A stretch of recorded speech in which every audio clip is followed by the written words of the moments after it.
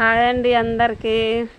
ఈరోజైతే నేను పల్లీలతో పప్పు చెక్క అయితే తయారు చేసుకుంటున్నాను ఫ్రెండ్స్. చూడండి, ముందుగా ఈ పల్లీలు బాగా ఫ్రై చేసుకోవాలి. ఈ పప్పు చెక్క చాలా అంటే చాలా సింపుల్గా అయిపోయిద్ది, ఎక్కువ టైం కూడా పట్టదు. చూడండి, పల్లీలు బాగా ఫ్రై అయిన తర్వాత ఈ పక్కన పెట్టుకోవాలి. పక్కన పెట్టుకొని ఒక కడాయిలో పంచదార వేసుకొని ఈ పంచదార బాగా పాకం పట్టుకోవాలి.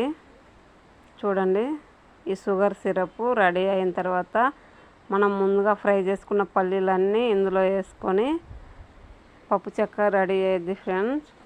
ఇక్కడైతే చూడండి, నేను షుగర్ సిరప్ అయితే రెడీ చేసుకుంటున్నా.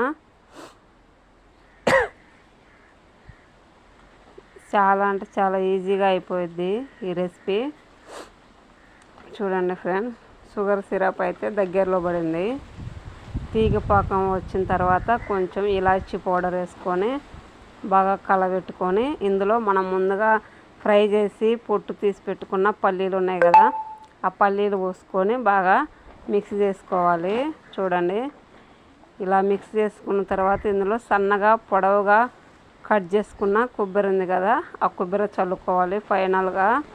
చూడండి, ఈ కొబ్బరి చల్లి నేనైతే బాగా కలుపుకుంటున్నా. చూడండి, బాగా మిక్స్ అయింది.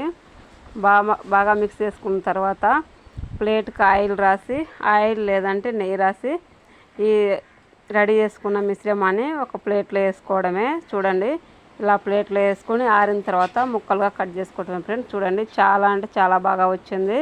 మేమైతే ఈ ఛానల్ కొత్తగా స్టార్ట్ చేసాం ఫ్రెండ్స్, సపోర్ట్ చేయండి. మా ఛానల్ను సబ్స్క్రైబ్ చేయండి, లైక్ చేయండి ఫ్రెండ్స్. చూడండి, చాలా అంటే చాలా బాగా వచ్చింది. ఎంతో సింపుల్గా ఈజీగా ఇంట్లో ఉండే సామాన్తో అయిపోయి. Bye bye.